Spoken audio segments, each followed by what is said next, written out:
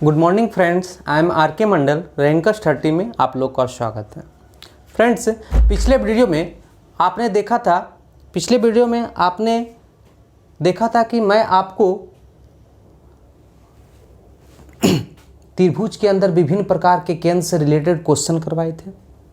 आज हम लोग सबसे इम्पोर्टेंट पॉइंट, जिससे आपको बार बार जनरल कंपटीशन जो भी एग्ज़ाम है, एक दो सवाल आपको प्रोवाइड कर देता है, बार बार क्वेश्चन पूछता है आपके एग्जाम में। वो कौन सा पॉइंट है? तो आज हम लोग चलेंगे दो त्रिभुजों के बीच सर्वांग समता एवं समरूपता। क्या चलेंगे? दो त्रिभुजों के बीच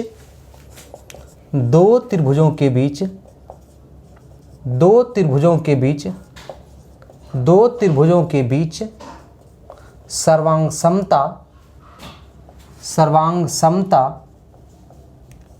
एवं समरूपता। ये आपका हेडिंग है। नहीं, congruency and similarity between two triangles. नहीं, congruency and similarity between two triangles. Congruency and similarity between two triangles. आपने क्या देखा? Congruency and similarity between two triangles. हम लोग धीरे धीरे एक एक करके चर्चा करेंगे। तभी हम लोग हेडिंग दे देंगे कंग्रुएंसी, ठीक है, जिसको हम लोग बोलते हैं सर्वांग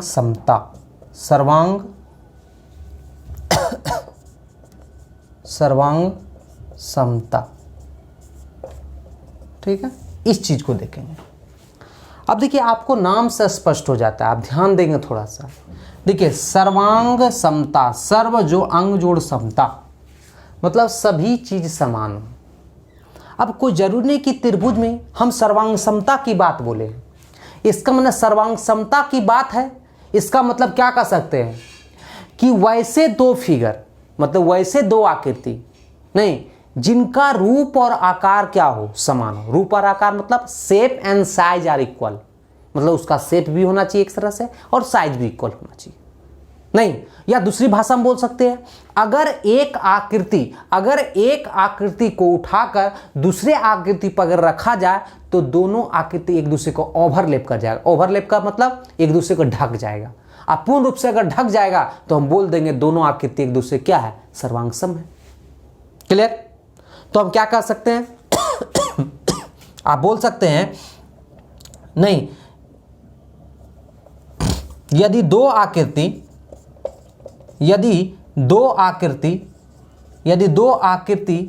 का रूप और आकार समान हो तो दोनों आकृति एक दूसरे के सर्वांग सम होंगे। एक दूसरे के सर्वांग सम होंगे। ध्यान रखेंगे, ठीक है।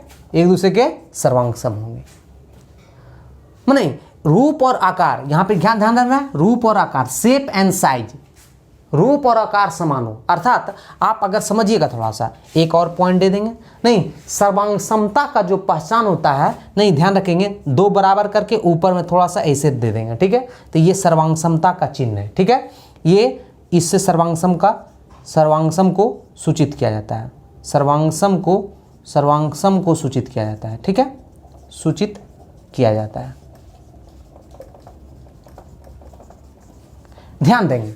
अब देखिए, हमने क्या लिखा? दो आकृति का रूप और आकार समान हो तो वे दोनों आकृति एक दूसरे क्या करेंगे, सर्वांग सम होंगे।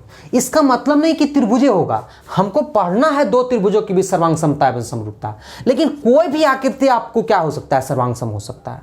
मतलब दोनों आकृति का रूप और आकार समान हो तो हम कह सकते हैं कि दोनों आकृति एक दूसरे क्या होंगे, सर्वांग-सम होंगे। ठीक है, जैसे मान लिया जाए एक वृत्त है और उसका रेडियस क्या है, r है, और एक दूसरा वृत्त है उसका भी रेडियस r है, तो हम कह सकते हैं कि दोनों वृत्त एक दूसरे क्या होंगे, सर्वांग-सम होंगे। अगर वृत्त a है और वृत्त b है तो आप लिख सकते हैं कि वृत्त a जो है वो सर्वांग-सम होंगे वृत्त b का, आप लिख सकते हैं। क्योंकि हमने क्या बोला कि ओवरलैप, जब देख रहे हैं कि दोनों का रेडियस समान है, एक दूसरे पर जब रखेंगे तो पूरी तरह से ओवरलैप कर जाएगा। और ओवरलैप करने का मतलब क्या हो, पूरी तरह से ढक लेगा नहीं। आप एग्जांपल रूप में हम बताते हैं थोड़ा सा। आप देखते होंगे, आप ब्रेड खाते हैं ना, आप ब्रेड खाते हैं तो आप देखते होंगे ब्रेड में बहुत सारा पीसेस रहता है। अब देखिए 2 पीस आप जब उठा लीजिएगा ना और ऊपर से देखिएगा लगेगा एक ही पीस है, इसका मतलब क्या हुआ, 2 पीस है लेकिन एक दूसरे को ओवरलैप कर गया। इसका मतलब कह सकते हैं दोनों पीस एक दूसरे क्या होंगे, सर्वांग-सम होंगे। बात समझ में आ गया। तो हम लोग अभी सर्वांग-सम क्या होता है इस चीज को हम जान गए। अब हम लोग देखेंगे 2 त्रिभुजों के बीच सर्वांग-समता, 2 त्रिभुजों के बीच सर्वांग-समता। इसको उतार लीजिए फटाफट। चलिए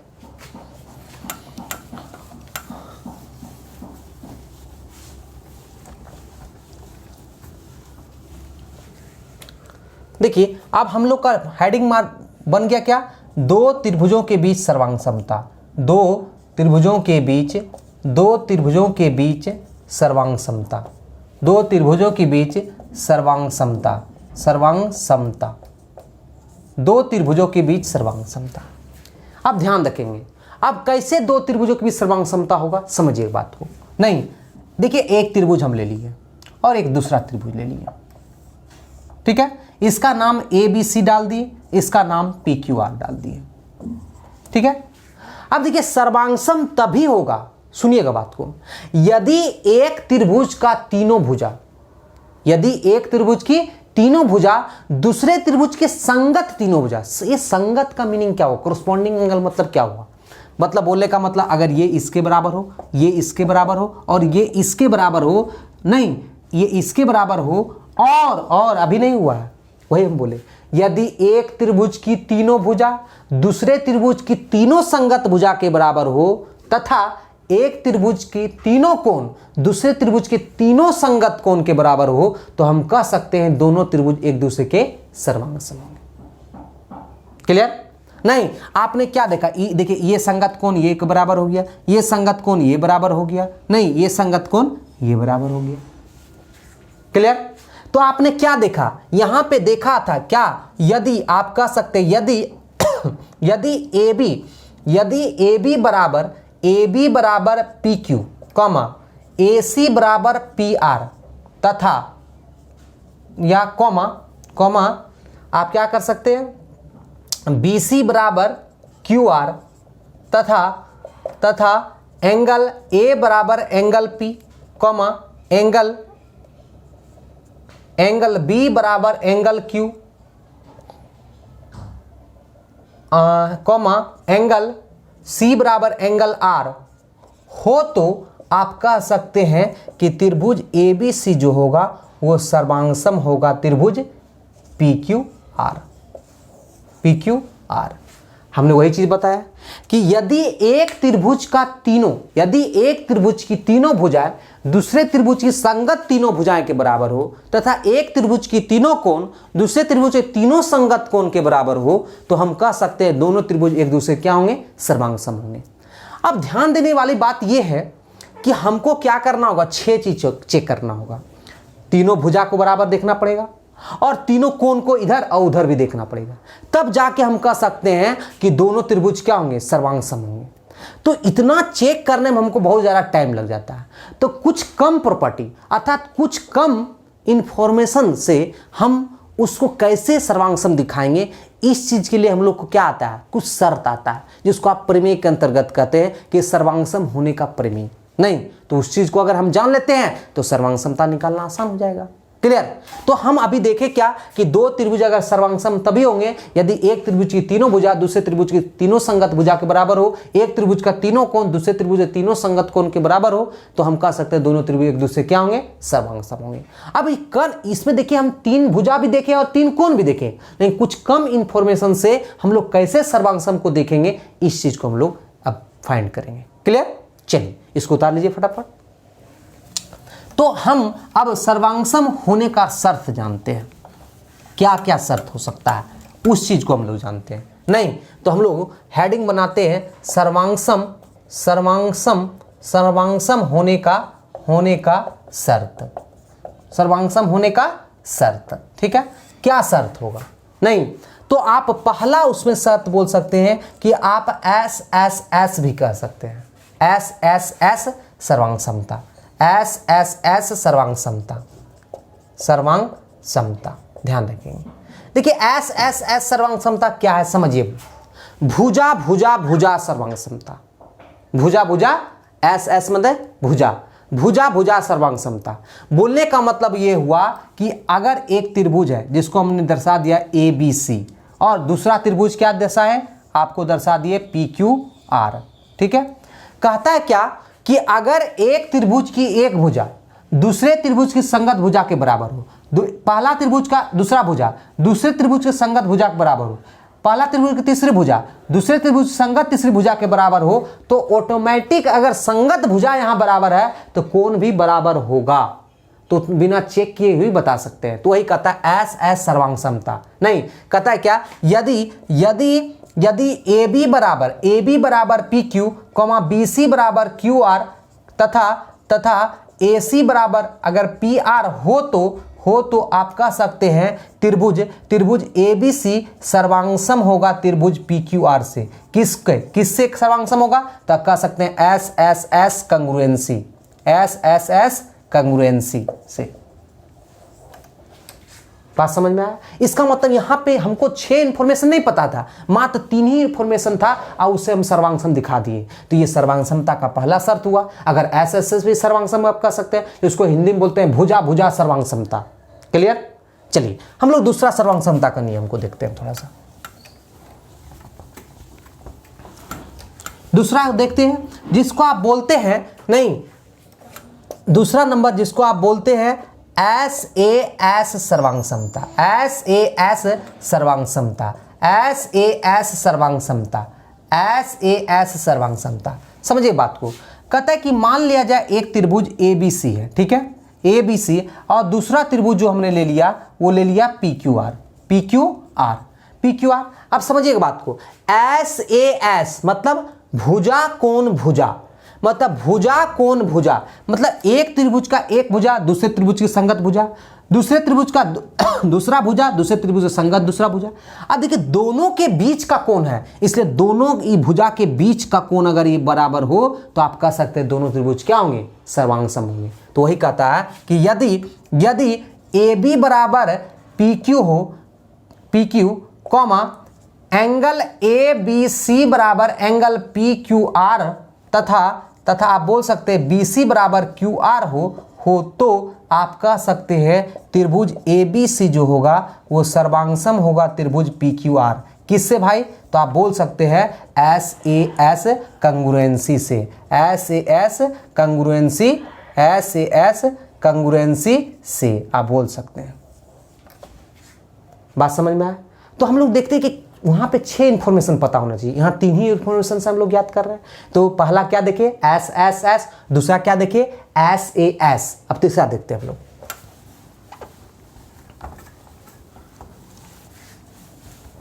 तीसरा जो होता है वो होता है ए एस ए सर्वांग समता, ए एस ए सर्वांग समता। नहीं जिसको हम लोग बोलते हैं कोण भुजा कोण, कोण भुजा कोण। मतलब एक त्रिभुज अगर ले लिए हम, मान लिया जाए त्रिभुज ए बी सी ले लिए और यहाँ एक त्रिभुज ले लिए क्या? P Q are. क्या ले लिए? P Q are. नहीं अब देखिए कोण भुजा कोण, इसका मतलब क्या हुआ? अगर ये कोण ले रहे हैं तो ये कोण लेना होगा, और उसके बीच का भुजा है, इसका मतलब अगर ये कोण इसको कोण के बराबर लेते हैं तो इस दोनों के बीच उभयनिष्ठ भुजा कौन है? ये, और ये बराबर होना चाहिए। क्लियर? तो वही बोलता है कि यदि एंगल ए बी सी बराबर angle P Q R comma B C बराबर क्यू आर तथा एंगल ए सी बी बराबर एंगल पी आर क्यू हो तो आप कह सकते हैं कि त्रिभुज ए बी सी होगा वो सर्वांग सम होगा पी क्यू आर का। किससे? तो आप कह सकते हैं किससे? तो आप कह सकते हैं ए एस ए सर्वांग समता से, ए एस ए कंग्रुएंसी से, ए एस ए कंग्रुएंसी से। बात समझ में आया? कोई दिक्कत नहीं? तो पहला क्या देखे? एस एस एस, दूसरा क्या देखे? एस ए एस, तीसरा क्या देखे? A S A. चौथा देखते हैं हम लोग।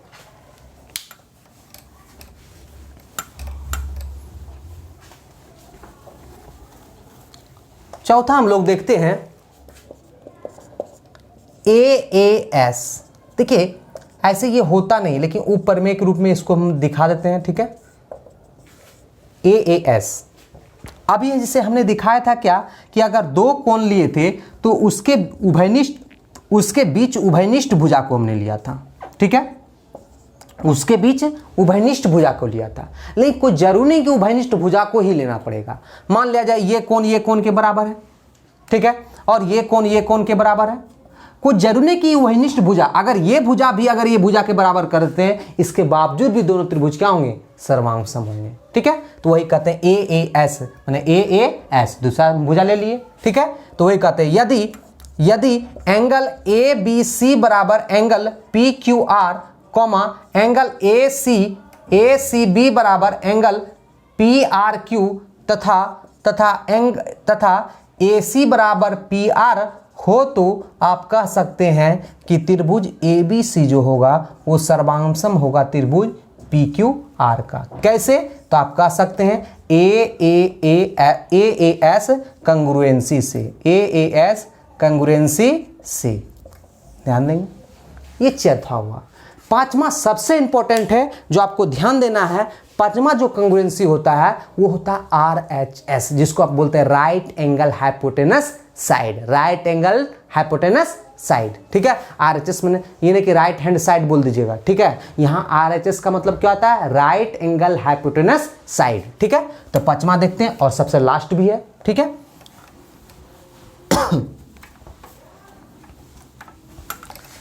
तो पांचवा जो सर्वांग समता का नियम होता है, ध्यान देंगे, नहीं RHS, ठीक है। RHS जिसको बोलते हैं right angle hypotenuse side, right angle टेन्यूस भी होता है साइड, ठीक है। सर्वांग समता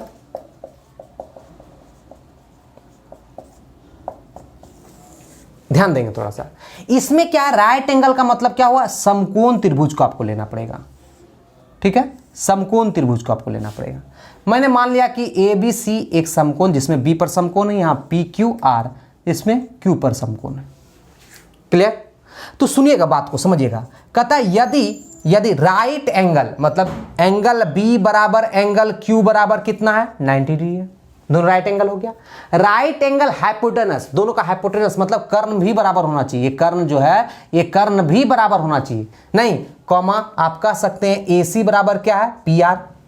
तथा आप ध्यान देंगे, तथा के बाद देखिए जो दो साइड बचा है, अगर ये साइड को लेते हैं तो इसके संगत साइड ये बराबर होना चाहिए, या तो ये साइड लेते हैं तो इसके संगत साइड ये बराबर, मतलब दोनों साइड में कोई एक साइड बराबर हो गया तो हम कह सकते हैं दोनों RHS से क्या होंगे? सर्वांग सम होंगे, ठीक है। तो आप तथा आप कह सकते हैं कि AB बराबर PQ, या आप बोल सकते हैं, या अगर इसको नहीं लेना है तो या आप कह सकते हैं कि BC बराबर, नहीं आप कह सकते हैं कि BC बराबर QR हो, तो आप कह सकते हैं कि त्रिभुज ABC जो होगा वो सर्वांग सम होगा क्या? PQR का। किससे?